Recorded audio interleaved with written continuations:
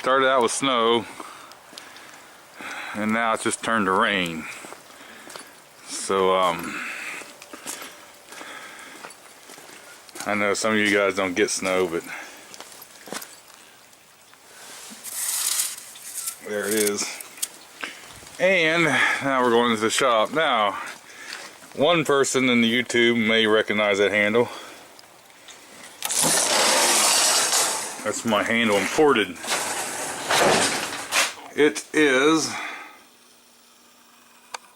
just a touch over 40 in here, so that's not too bad, I guess. It's doable. Boy, a mess went off here. Phew. I gotta clean up before I can find any tools to do anything else. Kind of got my screened in porch part over there under construction. Got my makeshift doors for winter. So we're doing good. Now look here. I don't know. Yeah, I know the benches are wrecked.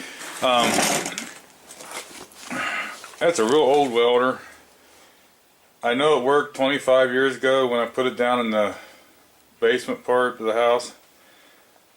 Part of this house has a hand dug basement with no floor, no nothing in it, and that's where it's at. So I'm going to take that apart and clean it and see. It is only an AC welder, but and look what's in here. Yep, let me see if we can get this without being zoomed in. Yep, the Ole Green Truck. Had to do some brake lines on it.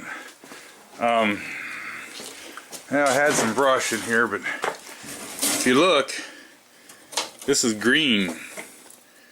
This was high dollar brake line when I put it on here. Powder coated, never supposed to rust, blah blah blah. Yeah, right. I got regular brake line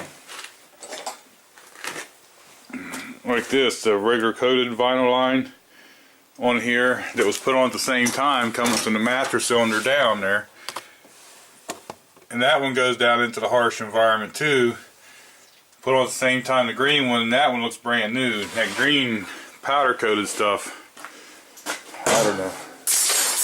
To me, it's junk. Maybe somebody else has a different issue. The other thing is that powder coated line. Let me see if I hear. Oh. Okay. Here's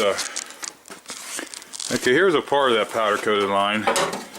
And see, it's got that powder coating. So any place you flare it, you have to remove the powder coating in a big enough area to flare. And that's what I've done here on the ends. There was a fitting right there going into the front wheel, and it seems like every place you remove the coating, even painting over it when it was new, it still just rusts through. So I guess for the price of that line, I'm not impressed.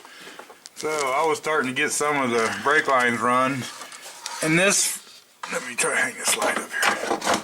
One of the screws probably don't fall. This rubber brake line here, if you notice on the Ford, this is a 96, it has two brake line ends. So what happens is this end fits in the frame right there, and the one brake line comes into it and comes over from here. Well, it comes to the master cylinder into the side here and comes over to this wheel and then goes out this other line across the frame to the other wheel. Is that kind of a weird, you know, it's been years since I drove this thing in much salt. But some being around Cleveland area and stuff with the salt, look at that, see the white? You know, this thing's been washed, ran through water, ran through all kinds of stuff, and that salt just keeps coming back. You know, it's been a few years since I ran in much heavy salt, because down here they don't really use that much salt or anything, they use more cinders and stuff. But just amazing that years later, with all the water and everything else this thing's been through and everything, and it's still got salt coming out of it. That's why it's so terrible and rusted. You know, you guys that live places that cars don't rust are lucky. I know you guys got other issues, but those issues are a whole lot easier to deal with than rust. This might be my last year for the Ole Green Truck, I don't know. I've been saying that for a couple years.